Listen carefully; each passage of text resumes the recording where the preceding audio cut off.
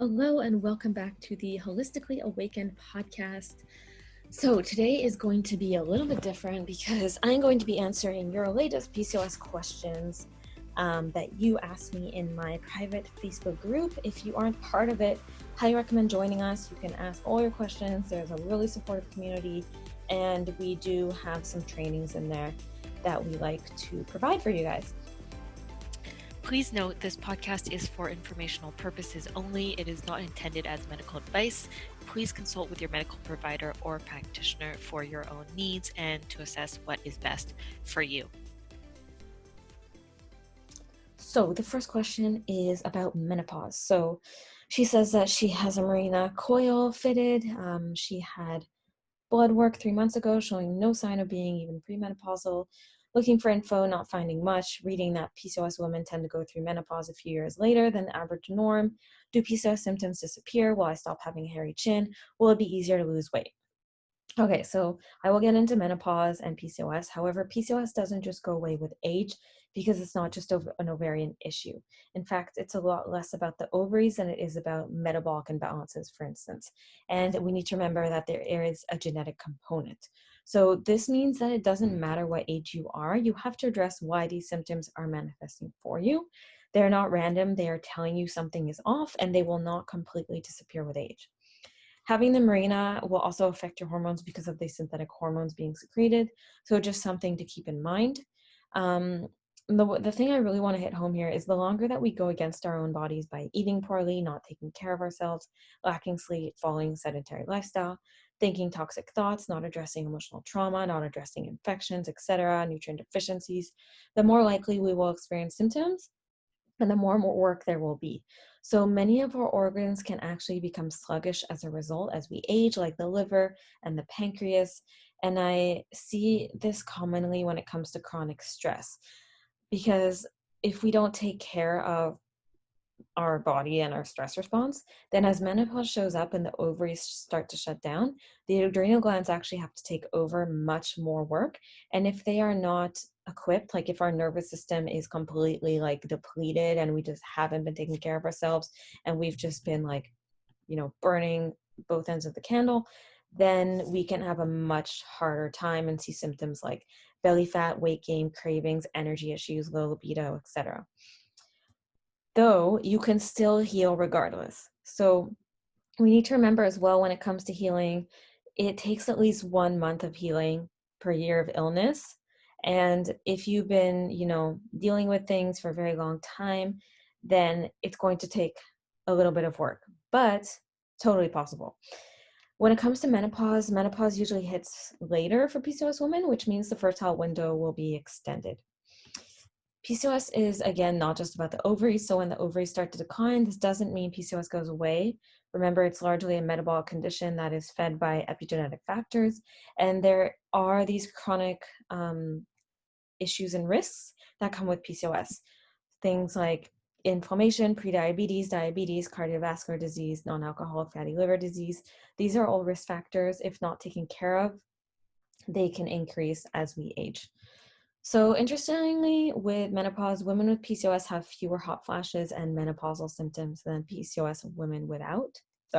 non-PCOS women, but they do experience more hirsutism. So again, we need to address why. You can reverse this symptom and manage it to keep it under control by addressing what is causing you to have these high androgens to cause hirsutism or whatever symptom you're dealing with.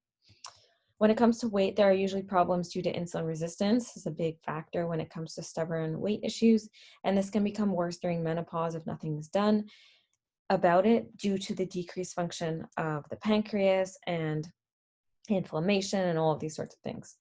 So I do have an extensive masterclass that talks about the root cause approach and holistic management of PCOS, which I will link in the show notes.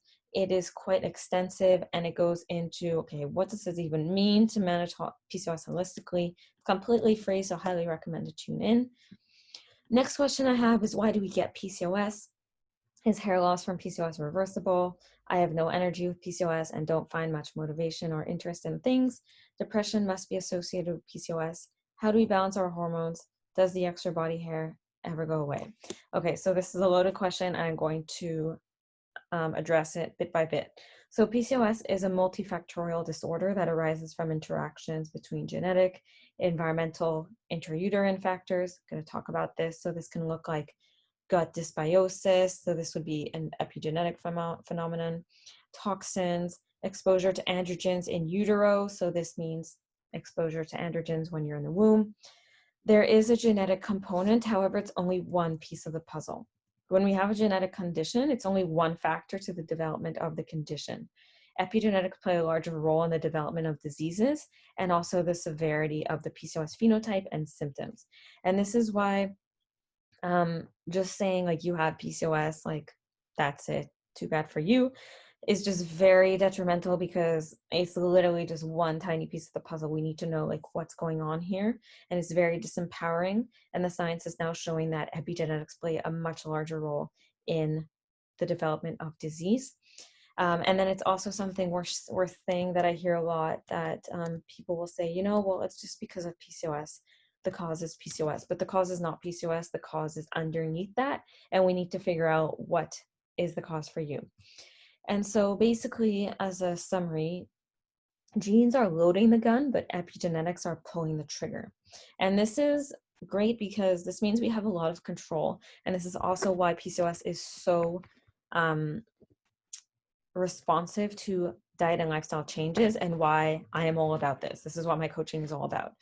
So unhealthy lifestyle, diets, infections, these can all increase the risk of PCOS and worsen phenotypes.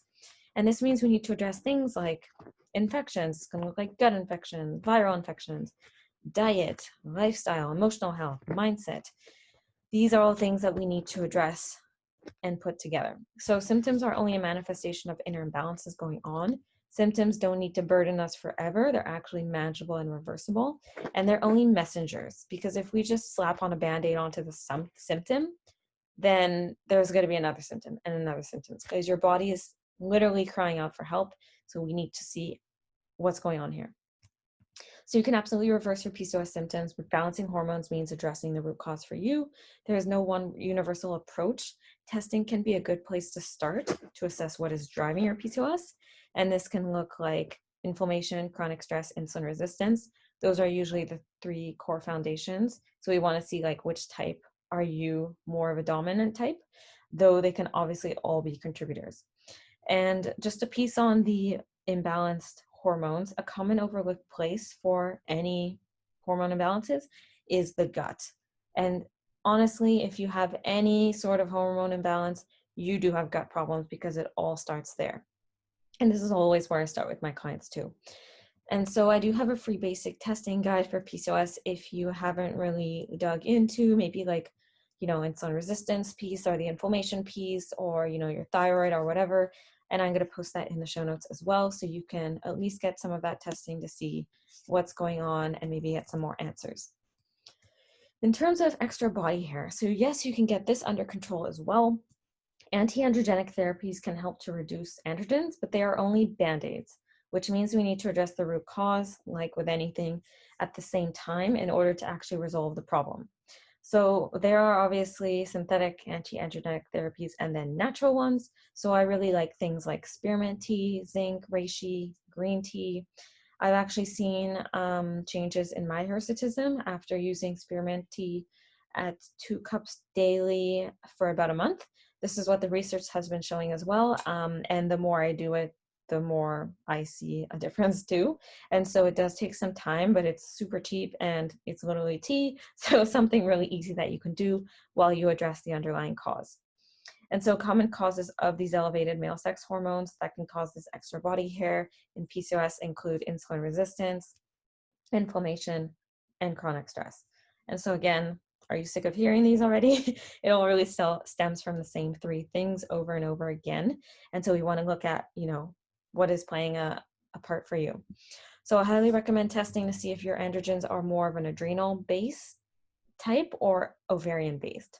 High testosterone is usually an indicator of ovarian androgens, and adrenal stress hormones such as DHEAS are usually an indicator of more of an adrenal picture, but they can both be present. For me, I have more of an adrenal picture. I had DHEAS that was elevated. I'm just, very stress prone and always been like under a lot of stress. So I've really had to work on that, and I've seen profound changes. But obviously, they can both feed into each other. But it's really important to kind of address like what is really the driving factor for you. In terms of depression, research shows that PCOS women are twice as likely to experience depression, and this can be associated with imbalances like dysbiosis and gut infections. So we know there is a direct link between the gut and the brain via the vagus nerve, and the gut is actually termed as the second brain now. And it's really important to know that, because a lot of the time we just focus on the brain, but we need to remember that the whole body is involved with depression. And the gut is a really key area to address. Things that can also contribute are nutrient deficiencies, chronic stress. So this means physical, chemical, emotional, and mental stress. Blood sugar imbalances, insulin resistance, inflammation, hypothyroidism. A very common one I see that can go hand in hand with PCOS is thyroid disease, specifically hypothyroidism, and this can definitely be a contributor to mental health issues. So in terms of PCOS, we are more prone to mental health issues, but this just means we need to address the root imbalances. It doesn't mean we are stuck with depression because we're diagnosed with PCOS. Again, everything is happening for a reason. Let's find out what that reason is. PCOS, as I mentioned, is not the reason. We need to figure out what is the root cause for you. There is always something underneath that is driving this, and there's so many things we can do. When it comes to no energy, I commonly see HPA axis dysfunction, a reason for depleted energy levels, especially with PCOS women and today with our crazy society. This basically means the brain is not communicating properly with the adrenal glands, who then fail to produce enough cortisol. And this is usually termed as adrenal fatigue, but now we're starting to use a different term, HPA axis dysfunction, which is the real scientific term, because the adrenals don't just like run out or like burn out. They don't just run out of gas. It starts from the brain, because the brain just like, tells them to slow down. We got to like slow things down here. We're going on overdrive for far too long, and we got to put the brakes on. And so this means that we really need to look at our lifestyle first and foremost, because supplements can be great, but if we don't address our lifestyle and we just keep pressing on the gas, but our body needs to slow down, then we're not going to get anywhere. And then another common reason I see for low energy in PCOS is insulin resistance. So very common in PCOS women, affecting most PCOS women, about 70%, 75%. This is where we're not getting the energy needed into the cell. So this results in things like weight gain, cravings, lack of energy.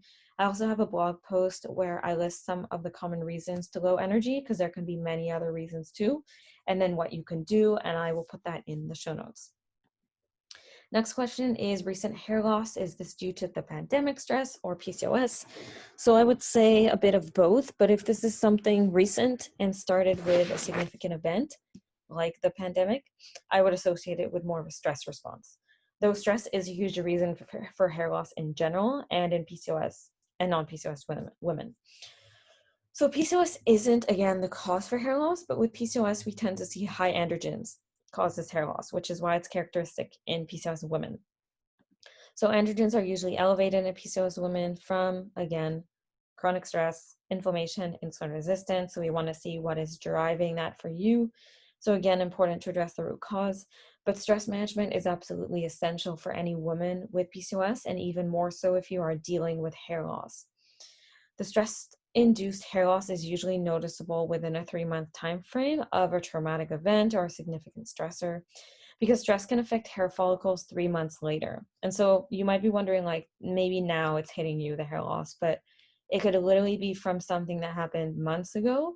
And you must be wondering, like, maybe like, I don't get it, nothing's different now, but it could literally be from the pandemic or something else that happened a few months ago for you. So just something to pay attention to, and maybe look at the timeline and see maybe this is something that resonates for you.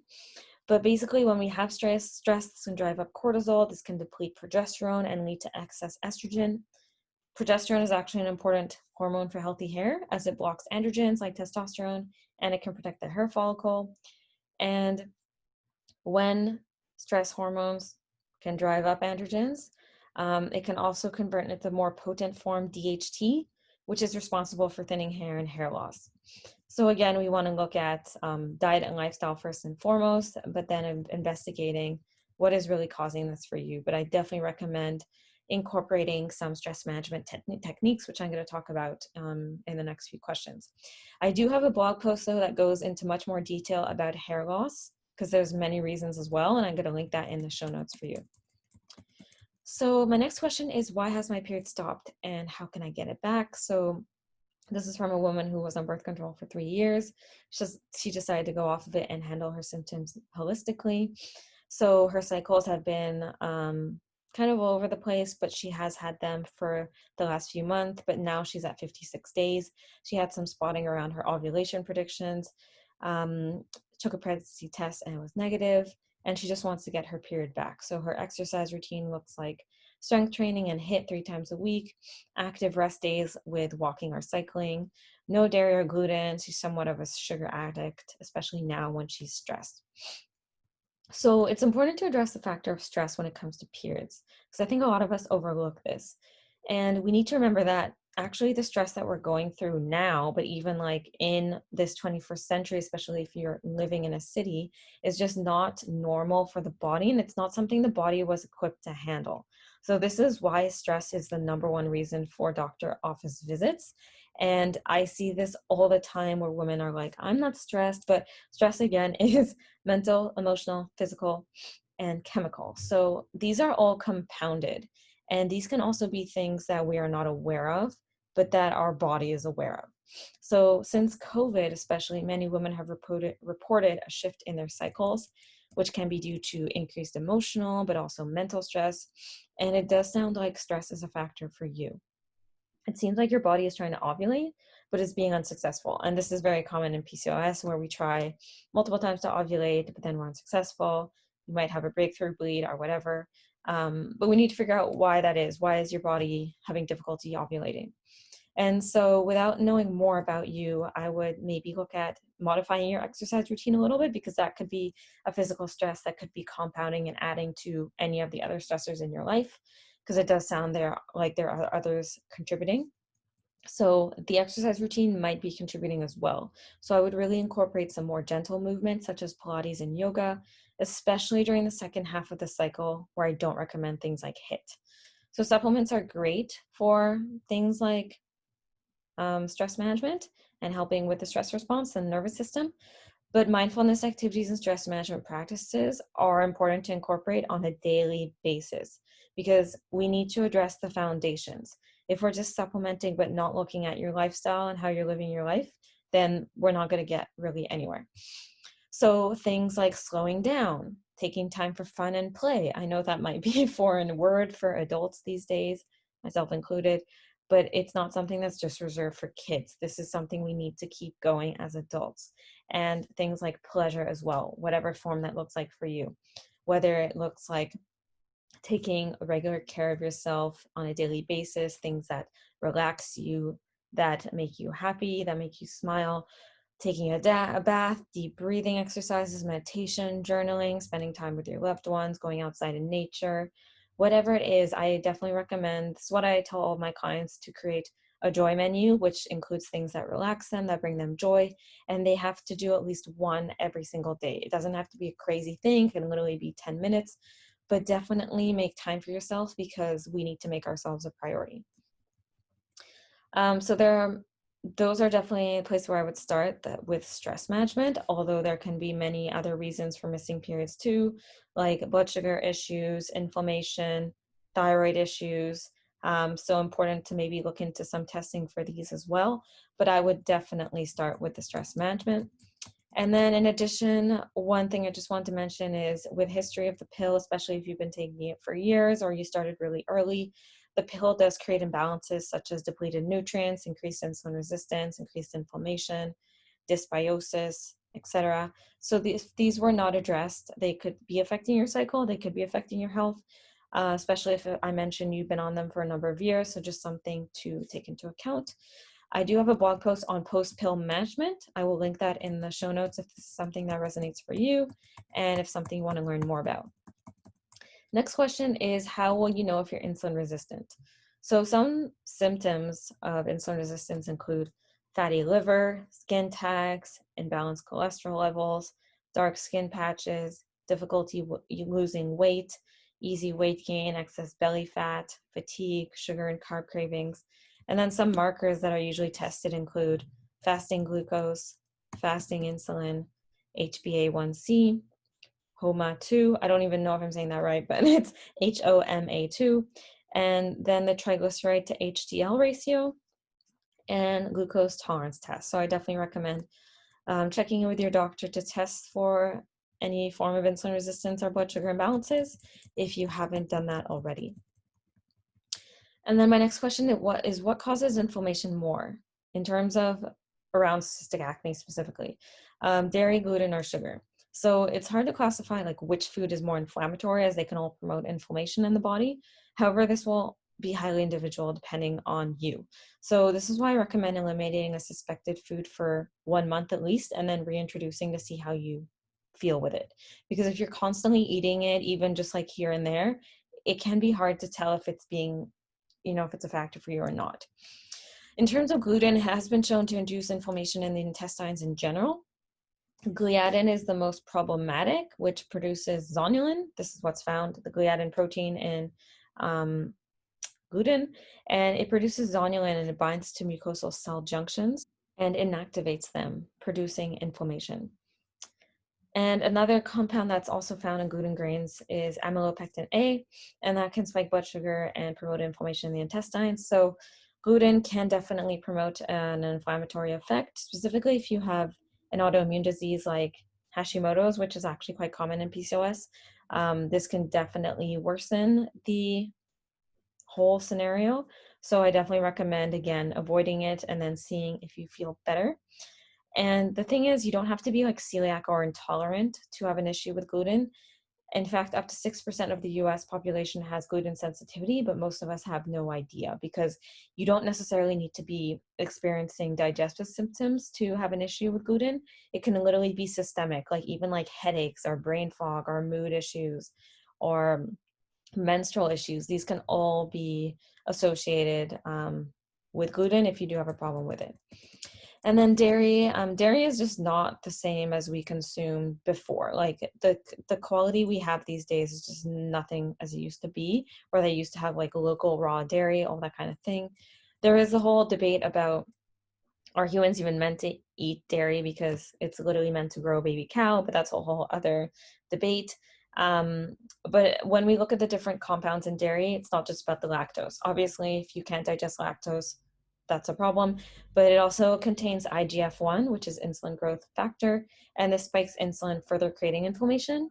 And this can also cause the ovaries to overproduce testosterone, which can lead to these symptoms that we don't like. The other thing is we don't tend to think about the proteins. So for instance, the casein protein, A1 specifically, A1 casein, found in milk has been shown to be particularly inflammatory in the intestines. And this is why I usually recommend avoiding dairy with PCOS because I see it really does make a big difference for people's mood, their menstrual cycle, their gut issues, all of that.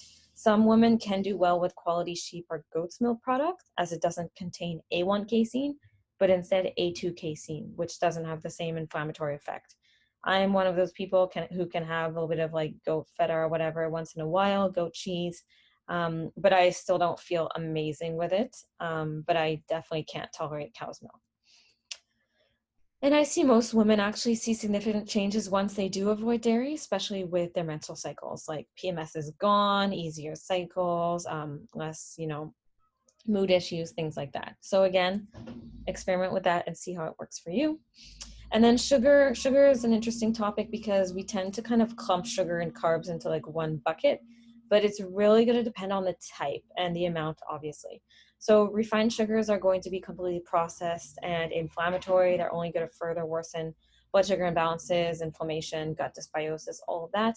So obviously that's not a great option if you have PCOS and acne.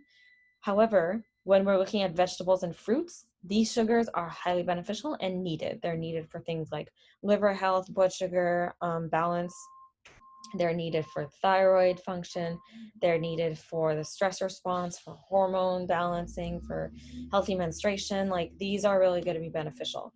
But when we're looking at things like excess sugars, whether you're having like a pure maple syrup or a raw honey, raw local honey, those are healthier types, but you just want to be careful with using them like on the regular basis and in excess, specifically if you have PCOS and insulin resistance. I prefer to use things like stevia or monk fruit to sweeten things a little bit naturally. I also use cinnamon on everything and vanilla just to have like a little bit of a sweet effect without having sugar.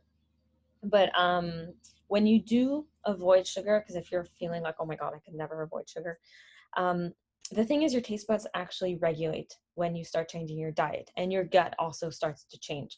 And so that means your cravings will also start to change, and you'll notice that fruit is actually really sweet and you don't really need anything else. So fun fact right there. And the last question is sourdough okay to eat? So again, this depends on the person. If you can't tolerate gluten at all, it should be avoided. However, with fermentation, sourdough bread is one of my favorite types to recommend because it makes it more digestible, and it will have less gluten than other wheat breads. You can also, though, find gluten-free sourdough bread. One of my favorites is buckwheat, and there's also many starter kits where you can use your own like baking flour that you want to use, and that way you can avoid the gluten if it's something that you're sensitive to. So that is all for today. Thank you so much to everybody who sent in their questions. As mentioned, if you haven't joined our group, highly recommend to join us in there. I will put the link in the show notes. It's completely free to join. And if you do have any questions that came up from this podcast, or you have questions that you'd like for me to address on a future Q&A podcast, please send them my way. My email is in the show notes, and I would love to hear from you.